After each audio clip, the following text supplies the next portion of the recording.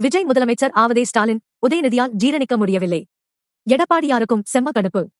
இதனால் ஆட்சி அமைக்க விடாமல் இருவரும் சேர்ந்து சதி செய்கிறார்கள். ஆனால் வெளியே ஆட்சி அமைப்பதை தடுக்க மாட்டோம் என்ற நாடகம் வேறு. மக்கள் கோபம் நம்மீது திரும்புமே என்பது குறித்து கவலையே இல்லை. இப்போதைக்கு விஜய் முதல்வர் ஆவதை தடுக்க வேண்டும்.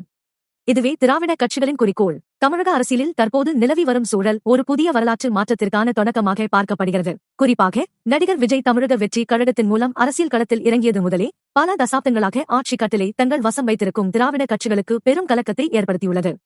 விஜய் முதலமைச்சர் நாற்காலியில் அமர்வதை ஸ்டாலின் மற்றும் உதயநிதி ஸ்டாலினால் ஜீரணிக்க முடியவில்லை என்பது அரசியல் நோக்கர்களின் வெளிப்படையான கருத்தாக உள்ளது. பல ஆண்டுகளாக கட்சியில் உழைத்து வாரிசு அரசியலின் அடுத்த கட்டமாக தயாராகிக் கொண்டிருக்கும் உதயநிதிக்கு விஜயின் அதீத மக்கள் செல்வாக்கு ஒரு மிகப்பெரிய முட்டுக்கட்டையாக உருவெடுத்துள்ளது.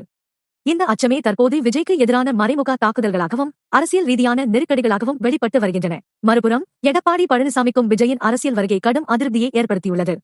நீண்ட போராட்டத்திற்கு பிறகு அதிமுகவை தன் முழு கட்டுப்பாட்டிற்குள் கொண்டு வந்தவருக்கு விஜயின் வருகை தனது வாக்கு வங்கியை சிதைத்து விடுமோ என்கிற பயம் தொற்றிக் கொண்டுள்ளது. கொள்கை ரீதியாக ஒருவரை ஒருவர் கடுமையாக விமர்சித்துக் கொள்ளும் திமுகவும் அதிமுகவும் விஜய் முதலமைச்சர் ஆவதை தடுப்பதில் மட்டும் ஒரே நேர்கோட்டில் பயணிப்பது ஆச்சரியத்தை அளிக்கிறது. இருதரப்புமே விஜயின் அரசியல் பலத்தை உடைக்க வேண்டும் என்பதில் உறுதியாக இருக்கிறார்கள்.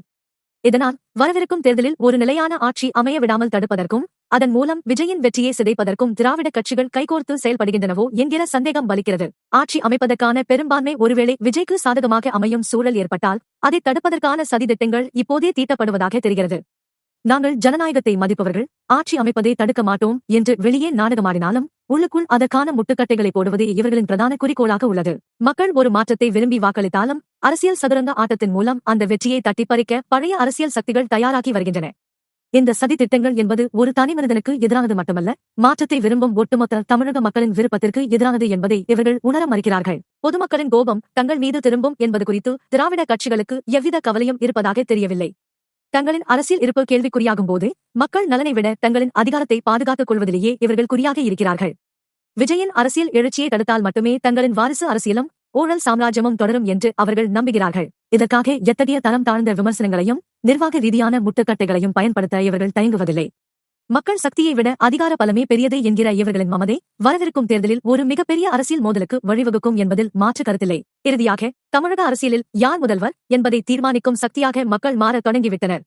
திராவிட கட்சிகளின் பல ஆண்டுகால ஆதிக்கத்தை உடைக்க ஒரு புதிய சக்தி வரும்போது அதை கண்டு அஞ்சுவதும் சதி செய்வதும் அதிகார வர்க்கத்தின் இயல்புதான்.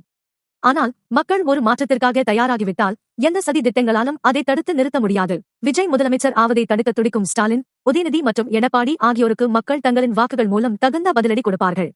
திராவிட கட்சிகளின் பிடியில் இருந்து தமிழகத்தை விடுவிக்க மக்கள் எடுக்கும் முடிவு வரும் தேர்தலில் ஒரு பெரும் புரட்சியை ஏற்படுத்தும் என்பது மட்டும் உறுதி.